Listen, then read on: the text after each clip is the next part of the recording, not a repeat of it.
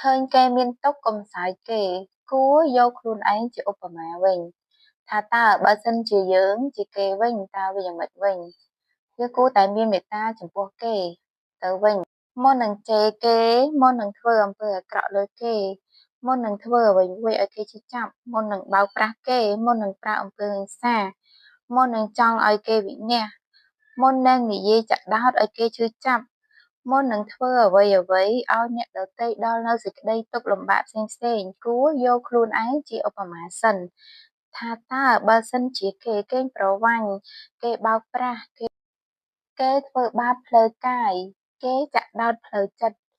គេធ្វើទង្វើឲ្យយើងដល់នូវសេចក្តីទុក្ខផ្សេងៗតើយើងចង់បានទង្វើទាំងអស់នោះដែរទេ